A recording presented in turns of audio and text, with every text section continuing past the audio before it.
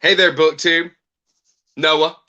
Everyone who reads it must converse. I'm here with Rick Harsch, the president, newly ordained president of Press. Is that right?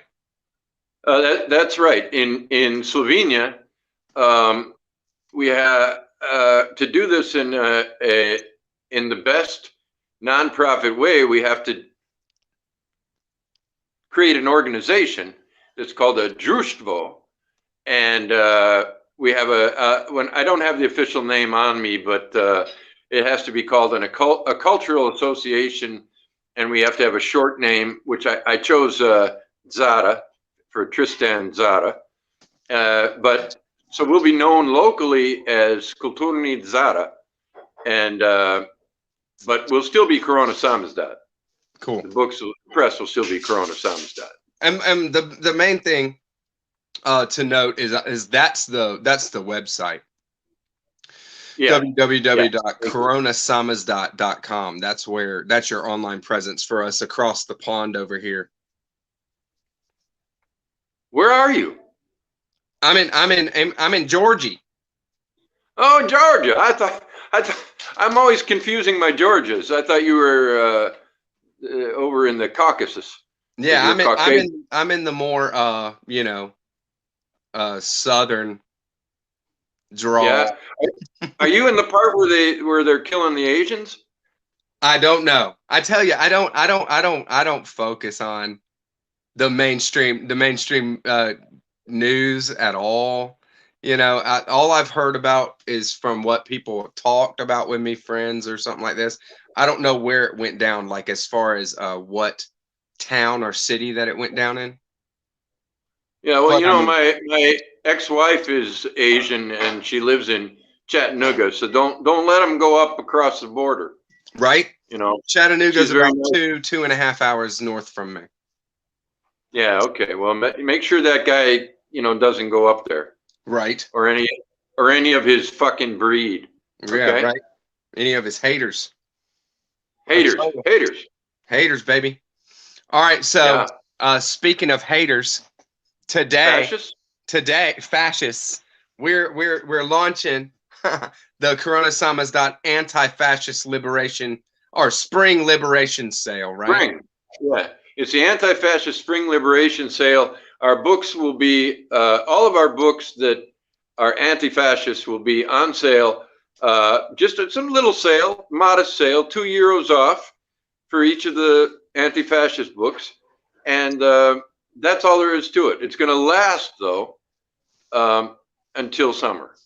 Afterwards, I'll put a title and the title and the author of every book that's on there on part of the sale in the description box so that everybody can know what it is, but they'll go to coronasamizdat.com to kind of order, right? But you actually have a healthy amount of books that relate to anti-fascist thought, right? Yeah. Well, you want to see any? Yeah, let's go ahead and talk through them a little bit, touch on them, and the Manifold Destiny of Eddie Vegas, bam, is very much an anti-fascist book. Oh, can they kiss? I don't know. Can they? I don't know. No, I guess not. Well, okay, never mind. It was just an idea. That because why is Eddie Vegas anti-fascist? Well, what is that? What is fascism, Noah? We can talk about that first, maybe. I mean, as far as my, just kind of, I have never lived in like a that kind of environment, hardcore or something to know. It's like a super strong sense of like national patriotism on and above any kind of individual freedoms. Freedoms being kind of subverted for national pride or national furthering, kind of something like that. Am I? Yeah, but one of the major elements is the government and business working together, and in that sense, the United States. I once took a class at university called Velvet Fascism, and that's the kind of fascism you got there. Right. And some of the results of that and how it got that way are in here. hatred of the other is very important. And the United States is really good at not hating the other openly, or they were before recent years. But they didn't love the Indians. What do we call Indians now in the United States? Native American.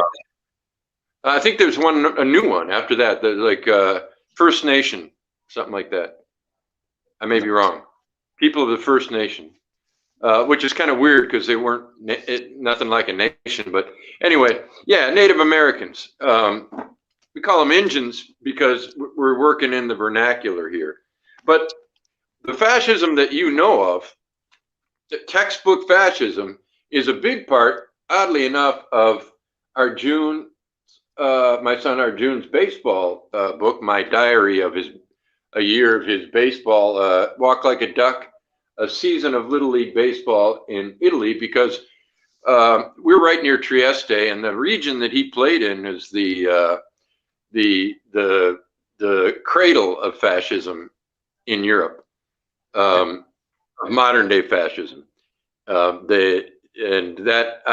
dealt with that in some videos, so I won't go into it much now. But Trieste was a very international city, but the Italians really wanted it, and it's surrounded by Slovenia and Slovenes, and so the actual fascists usually came from further inland. The region right next to Slovenia has always gotten along well because they lived the same life as the Slovenes. They grew the same grapes, and so on. And so anyway, that's why this is if you like baseball and don't like George Will, this is a book for you. Another one. Nice. This Skulls of Istria is it covers a great deal of the history of fascism and fascism in the Balkans, which was represented by the Croats in World War II, the Ustashi. They had their own state under within World War II. They had an independent fascist state. They came from Italy. They're Croatians who were in Italy when they weren't wanted until the war. And then they're welcomed over, and it's legendary how nasty they were. They were so brutal that they say that even German Nazis thought these people are fucking nuts. Yeah. The leader of them was a guy named Ante Pavelic. And in the book by, who's that journalist who wrote, the Italian journalist who wrote a couple of books about it under a pseudonym. I can't remember it, but he talks about an interview with Pavelic where Pavelic is sitting and, like you'd have a bowl of grapes on your desk, for visitors. He had a bowl of eyeballs, human eyeballs. And I wish I could remember. It's a famous guy, famous book. So then the next book we published is Bori Praper's, the Slovene guy living in, there it is. Cynicism. Guy, Cynicism Management. Is it? Yeah. And this is a wonderful, I'm having dementia. What is this? This is a wonderful. It's one of those books that, it's a wonderful satire that were on its way and then came back and then on its way to me again, right? It's one of very many, and that was quite a stack, huh? I want that, yeah, but I definitely want to get into that Cynicism Management. Definitely sounds like a good book. It's a lot of fun. Satire. A lot of fun. His corporation, and modern fascism incorporates the corporation and the corporate presence, and his evil corporation is called Omnipile. Nice. So not just a government, like a nationalism or patriotism, but No, not it's that doesn't evolved ever. from that at this point. Oh yeah, in well, the patriotism is it's what you play on to get power, and the crazy thing about the Italian fascists is that they were just a mess in World War One. But they were with the right crowd. So even though they got their asses kicked and lost lots of people up in this region, especially, and where the Germans and Austrians nearly made it to Venezia, to Venice, before the U.S. and mostly Britain stopped that offensive. So they were just horrible in the war. They also got their asses kicked by Greece. They could barely step out of Albania, and so they were just awful. But after the war, it was victory, victory, victory, and the veterans of the war were used and manipulated in a very Trumpian way to support their state, their dictatorship. Now, lest I talk too much, okay. Yeah. If the war in Vietnam was not fascistic, I don't know what would be. Conrad Brossard's Wacky, Wild, Raging Joys, Sublime Violations. And this one is just such a quick punch in the gut. Did you read it? I have not read it yet, but I every time when I'm picking it up and I'm holding it, I'm like, man, I just need to knock it out. I'd probably read it in a couple days. Yeah. I need to just knock it out. And you got to rewrite it. You never know what he's going to do. He's not trying to write a fine book. He's just trying to. Basically, it's like if Freud experienced Vietnam and dreamt about it. I would say that's what he would have written. So, do you want to see some Slovenes? Yeah. Hey, Andre, there's a Slovene. Hello. Are you a nationalist? Nationalist. Yeah. What does it mean? I don't know. Okay, you see, he's not a nationalist, or you'd know what it means. That's right. He's just a Slovene guy. He's a Slovene guy living in a multi-ethnic territory. Right. And he speaks like most Slovenes. He speaks 3 languages at least. I don't know. I try not to talk to him in German because I don't want to feel inferior. Right. So then, since we're on Chandler Brossard, yeah.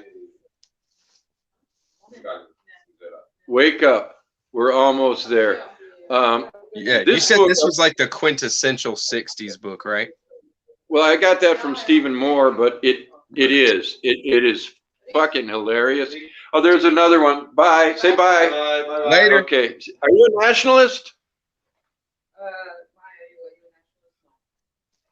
No, my doesn't.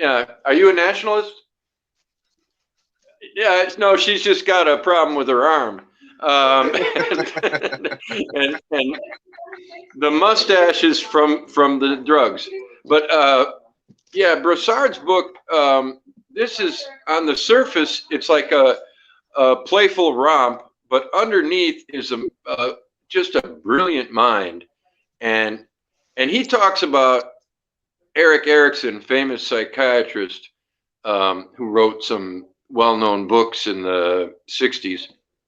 And he talks about how Erikson is, who writes about education and psychology, and how they're preparing children, basically brainwashing children to exist happily within a fucked up system. Sure. And he does it really, really well.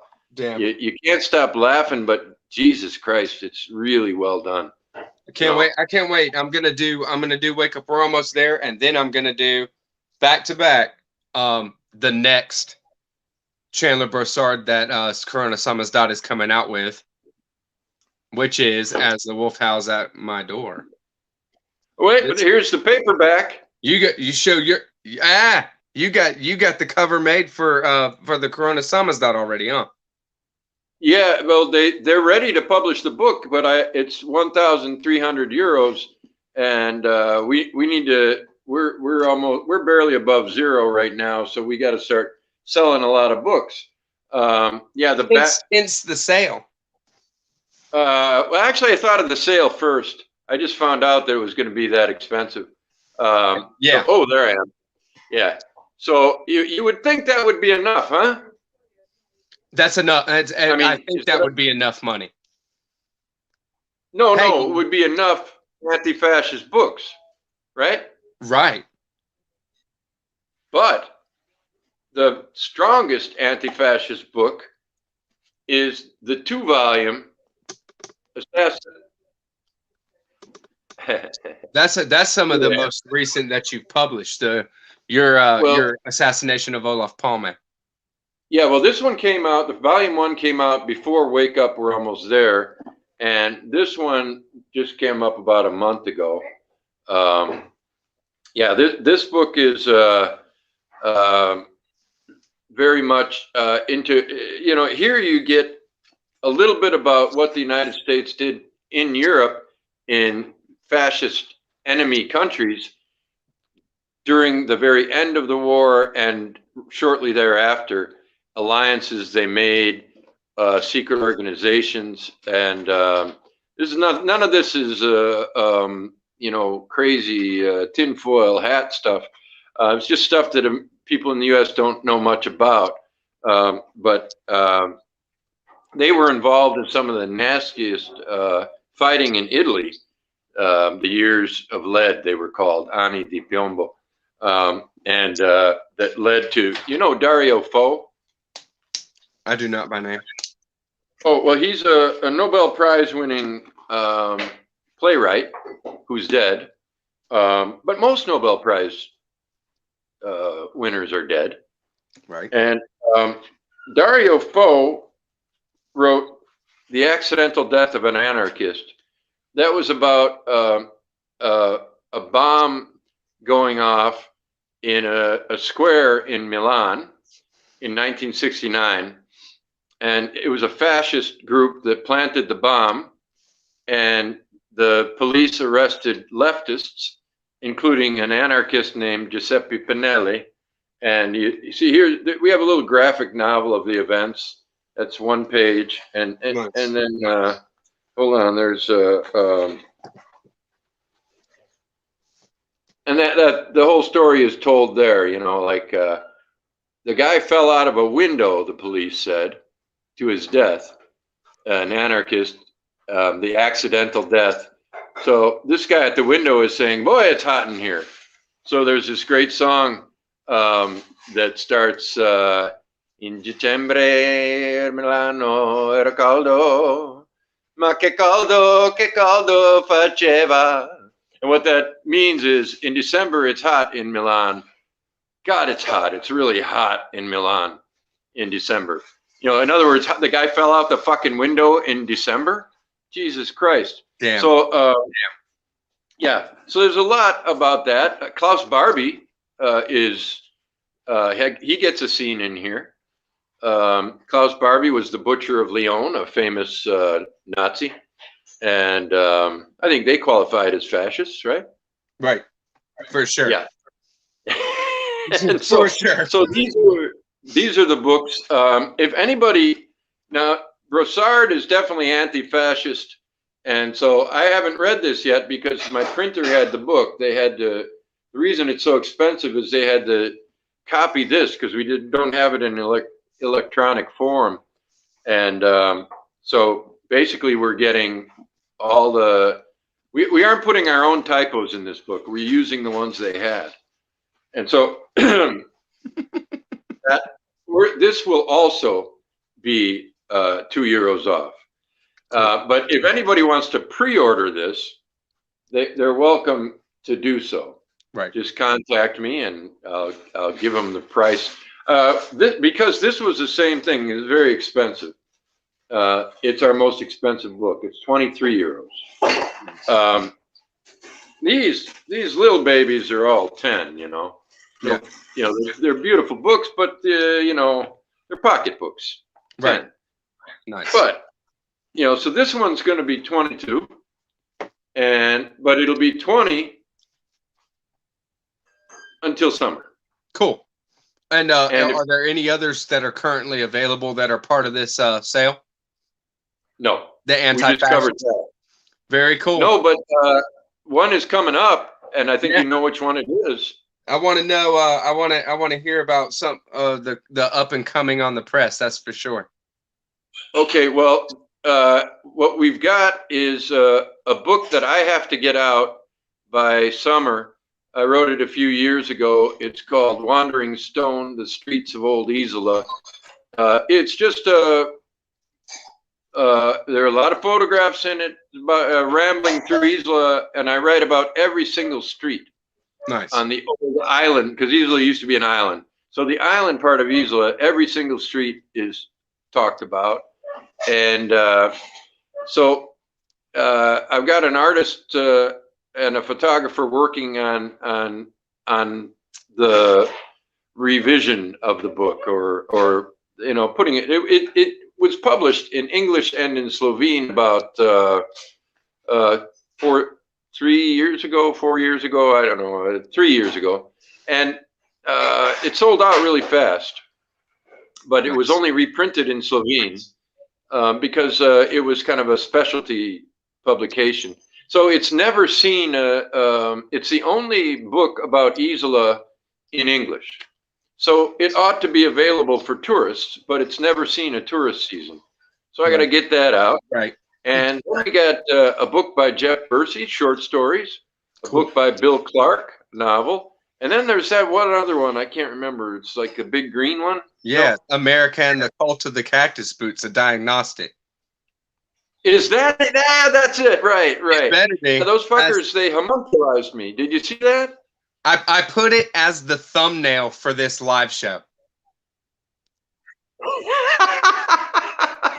It's you as a baby. I laughed so hard my scrotum came out of my mouth when I saw that. It was. I did an Instagram story just kind of give people a heads up, and I put you as the baby, and then I said, it's a fascist liberation. Not a baby. No, not a baby. Homunculus is a little man. Yeah, because you have your beard. No. Well, it's a little man. Homunculus. Yeah. It's a little man. It's just a tiny. There's a fantastic section in one of Blaise Cendrar's novels about homunculi. Alchemists used to try to create little people. Right. And really, it was a big thing. They weren't all after gold. Some of them were trying to make homunculuses or homunculi. Why wouldn't you? What a cute little have your own cute little man over there. Put him on your shoulder or something. Yeah, they in jars. Have him on your Count Kufstein kept them in jars. And send them into tight spaces to get stuff you can't reach. Whatever.